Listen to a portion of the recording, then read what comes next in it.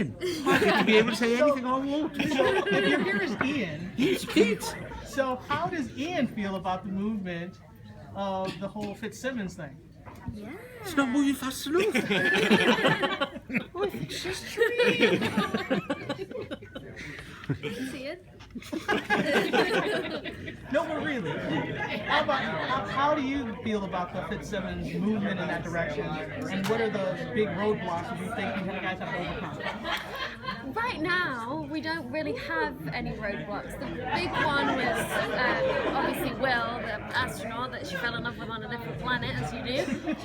And so that now that's kind of out of the way, and I think that that brought them so much closer together just because of how wonderful that Fitz was. And I think he arrived at the point where he knew that he liked her before she was there. She hadn't really thought about it, and when he confessed his love at the end of season 1, it wasn't that Simmons didn't feel the same. She'd just not processed that information before, and then everything happened, and then they had to be separated, and so I think now what's really nice where they are right now is that they're both on the same page. They're both feeling very strong romantic connection towards each other, but there's also so much at stake, and they've lost each other before and they don't want to do it again. So where they are right now is that they know how each other feels. They know that they love each other, but because there's no major conflict or obstacle right now, is that they can take their time. So I mean, I think they've earned these moments of peace and intimacy,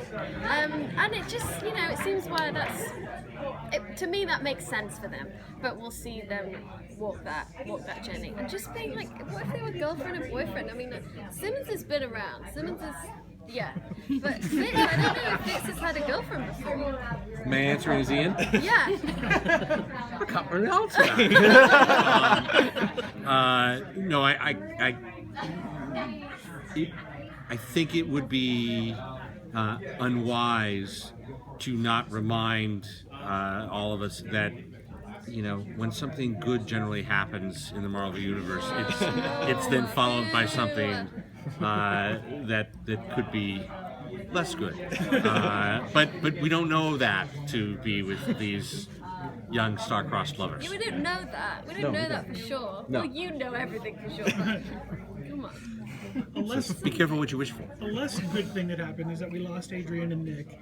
But the good thing to may come of that is we may see them on their own show. But can you talk about, first of all, saying goodbye to them in that amazing emotional scene, and how you sort of engineered the plan to keep the show, the mothership, going with taking these two characters out of the equation? Well, first of all, this was something that we started talking about last year. There was an opportunity for us to be able to tell a different kind of show. And Jeph Bell and Paul Z were the right people to tell that story.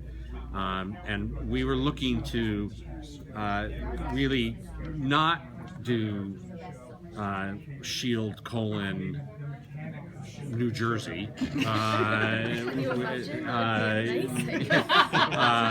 We were looking to really break the mold and start in a new direction. And the character of Mockingbird has a long legacy in the Marvel Universe. We were very lucky in that almost immediately the fans and the viewers and ABC all very much took to Adrian and Nick's performances as Lance and Bobby, and then it was something different. They actually were, one of the things that Jeph and Jed and Marissa like to talk about, the showrunners, is that in season 1 there were a more mature group of people in the sense that Coulson and May were people that actually had been doing this job for a long time, and there was a younger sort of group that were sort of coming in, and whether that was Fitzsimmons or whether that was Sky, there was not a group that had sort of been there and had done this, and at the same time were a couple, and at the same time we also introduced Henry Simmons as Agent Mackenzie, and I think everyone here at this table knows that when you take that risk of introducing 3 new characters, 4 when you include Lincoln, the audience sometimes goes, yeah, get rid of those guys. We like going back to the original guys, and everyone embraced them, and suddenly our our little 6-unit family now became a family of 10, which opened up the door for more stories, and that's always what it's about. How do we tell more stories? And what we started talking about was, okay, how do we tell stories that are really completely different, that don't have anything to do with S.H.I.E.L.D.? And that led towards a conversation about Bobby and Hunter leaving, not just S.H.I.E.L.D., but leaving the show. Paul Z wrote a beautiful script, pitched the idea of what that last scene was going to be like in the writer's room. And in the end, it was shot, and I think Elizabeth can speak to this better than I can, is that, the emotions that you are feeling are real, because the cast on this show is very much a family and looks after each other and comes in when they don't have to, and sees each other socially and hangs out with each other, and so to have two of those members who were first welcomed at the very beginning, and then to be told that they were going to be leaving the show, and to be told in the way that they were told, which is, we sent a script around. I mean, it wasn't like we said to everybody at the beginning of the season, oh, by the way, this is what's going to happen. Well, you can talk about that day and what it was like shooting that scene. Shooting this, I mean, we're so proud of them, and we're really excited for them, but for us it's obviously a huge loss just day to day for them not to be there. And when Adrienne first came, we had a lot of our scenes together, because I was undercover at Hydra, and then actually so was she, and Nick Blood and Henry, who we get to keep. They're just such great people, and we were so excited to have some new blood and new stories to tell and new amazing characters, and they really just fitted in seamlessly. It's crazy that we even had a show without them in a way, and it's a testament to them and to their acting and to the characters that were so beautifully written that they can stand on their own in their own series. And I can't wait to see it. But that scene was, just reading that scene, Paul Z, who wrote the episode and now is headlining the new show, is, he was reading the stage directions as we were doing the read through, and he couldn't get through the stage directions. He cried and then had to just skip to the end of the stage direction, and then obviously by that point I was completely gone. Adrienne was gone. I couldn't look at her. Nick had tears in his eyes, and then when we came to do it, so when we shoot something you always read it through first, and Paul was reading the stage directions as we were going to, run our lines, and he couldn't get through it again. And this was on, we weren't even filming it wasn't even, we were just sitting around the set going through it.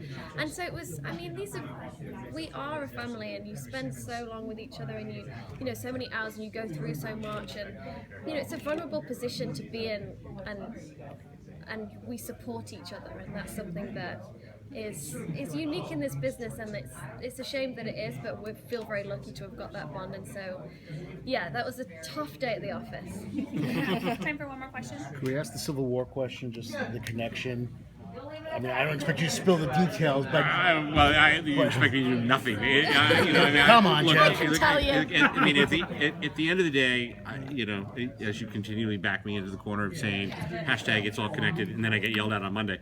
The reality is that we've been from the beginning of the season telling a story about how powered people interact with non-powered people, and we've been doing it on a very ground level. And the idea that one of our youngest and newest cast members, Sky, would become Daisy Johnson,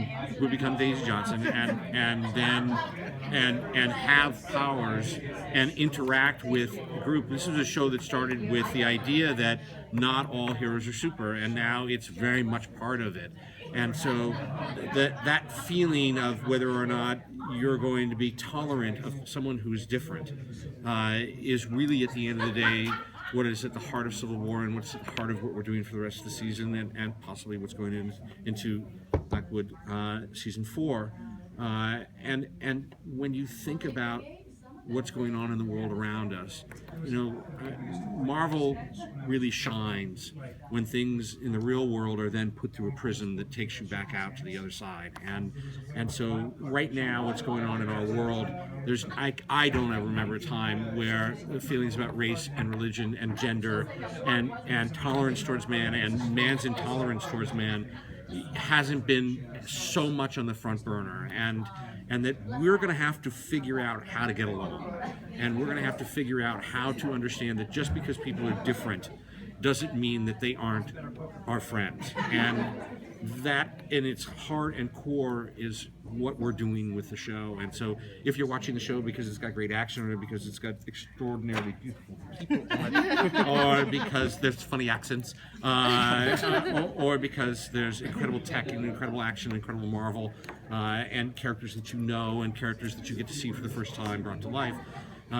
if we can also slip in a little something about what's going on in our world, then good on us. Yeah. Thank you.